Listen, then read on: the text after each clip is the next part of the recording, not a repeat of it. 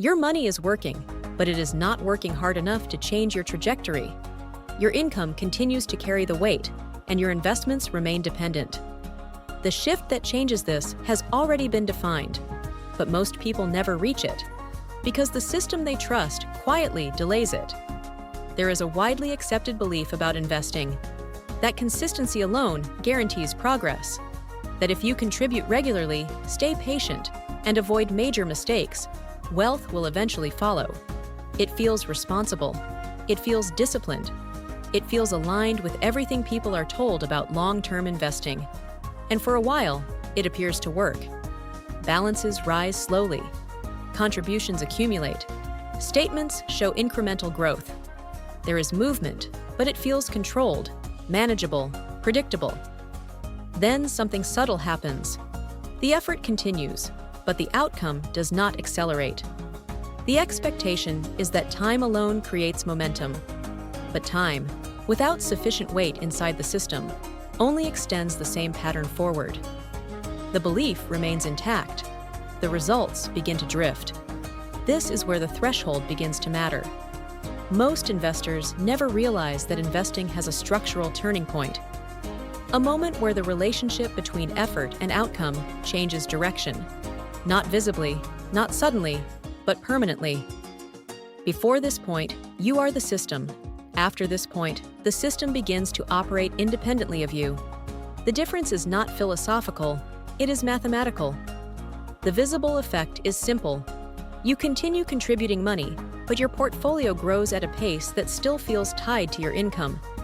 Each dollar added creates progress, but the progress feels proportional to the effort required to earn it. Growth exists, but it feels controlled. It feels limited. The invisible mechanism is less obvious. Compounding is technically active from the beginning, but its influence is too small to dominate the outcome. Returns exist, but they are not large enough to compete with contributions. So the system behaves linearly, not because compounding is absent, but because it is not yet strong enough to take control. The behavioral trap emerges here. Investors interpret slow progress as normal. They continue contributing, believing that time alone will eventually create acceleration. They measure success by consistency, not by structural change. And consistency reinforces patience. But patience, without scale, quietly delays the threshold. Years pass. Contributions increase. Income rises. But the system remains dependent on external input. It still requires you. The structural lock-in begins to form, because life does not remain static. Expenses expand. Responsibilities increase. Time becomes constrained. The ability to contribute aggressively begins to narrow, and the system, still dependent on your input, cannot accelerate without it. So the threshold moves further away, not because it is unreachable, but because the structure surrounding it becomes harder to sustain. This is where the realization deepens. The threshold is not about a number. It is about control. It is the point where your investments generate enough internal momentum that they begin to influence the outcome more than your contributions do. Until then, your income dictates your growth. After that, your capital does. This shift is rarely noticed in real time. There is no notification, no milestone alert, no moment where everything suddenly feels different. Instead, it appears in hindsight. You review your portfolio and notice that the growth over the past year did not come primarily from what you added. It came from what was already there. That is the threshold. And most people never cross it. Not because they fail to invest, but because they underestimate what the system requires before it begins to operate on its own. This is where identity begins to collide with structure. Saving money feels responsible. It creates a sense of control. It reinforces discipline. It aligns with financial advice that emphasizes caution and stability. Working more feels productive. Increasing income appears to solve the problem. More money means more contributions.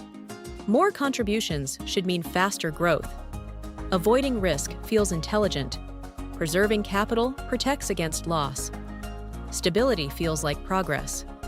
Following conventional financial guidance feels safe. Diversify. Stay consistent. Think long-term. All of these behaviors appear aligned with success, and yet they do not guarantee that the threshold will be reached, because none of them directly address the structural requirement: scale. The system does not respond to intention, it responds to weight. Until enough capital accumulates inside the system, compounding remains secondary. It exists, but it does not dominate. So the investor remains in control. And control in this context is a limitation. Because your time is finite, your income is constrained. Your ability to continuously inject capital is dependent on factors outside the system itself, which means your growth remains dependent as well. This is the quiet contradiction. The behaviors that feel safest are often the ones that keep the system dependent the longest, not because they are wrong, but because they are incomplete. And the longer the system remains incomplete, the more expensive the delay becomes. This is where the cost begins to solidify. Time continues moving forward, markets continue compounding, capital inside the system continues expanding, but only for those who have crossed the threshold. For everyone else, progress continues to rely on contribution, which means growth remains tied to effort. And effort does not scale the way capital does. This creates a divergence. Two investors can follow similar behaviors for years.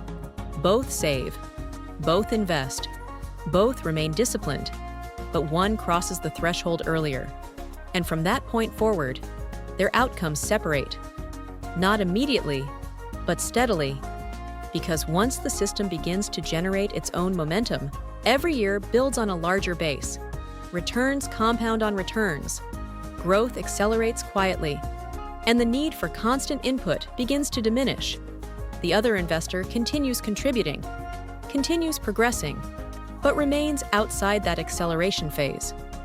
And over time, the gap widens. Not because of skill, not because of intelligence, but because of position relative to the threshold. This is the point of no return, not a dramatic moment, not a visible break, but a structural divergence that becomes increasingly difficult to reverse. Because once time passes without crossing the threshold, the opportunity cost compounds.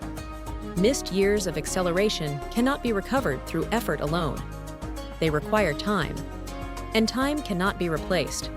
This is the part that remains hidden. Investors focus on balances. They track contributions. They monitor performance. But they rarely track proximity to the threshold.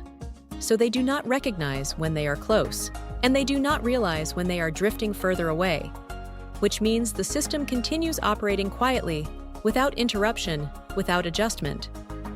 Until one day, the realization appears. Not as a sudden insight, but as a quiet recognition that the system behaves differently for others, that some portfolios grow with less visible effort, that some investors experience acceleration while others maintain consistency. And the difference traces back to a point that was never clearly marked, a threshold that was never explicitly defined, but always present, always operating beneath the surface. And once you begin to see it, the structure becomes harder to ignore. Because it is not limited to investing. It exists across systems. Points where input stops being the primary driver, where momentum takes over, where control shifts, and outcomes begin to separate. The investing threshold is simply one expression of a larger pattern, a pattern that determines who remains dependent on effort and who transitions into leverage. Most people continue contributing, continue waiting, continue assuming that time alone will create the shift. But the threshold does not respond to time. It responds to accumulation, reaching a point where it can sustain itself. And until that point is reached, the system remains incomplete, which means the outcome remains uncertain. Because the difference between progress and acceleration is not visible in the early stages. It only becomes clear after the threshold has already been crossed. And by then, the trajectory has already changed. The realization does not end here. It expands. Because once you begin to question where this threshold exists, you begin to notice how many systems operate the same way, and how often progress is mistaken for momentum, when in reality, they are not the same. And the moment you start to see that difference, the system no longer looks as simple as it once did. It starts to look like something else entirely, something that has been operating the whole time, waiting to be recognized, but rarely crossed. For more long-form thinking about investing, incentives, and financial systems, subscribe to Finance Simplified.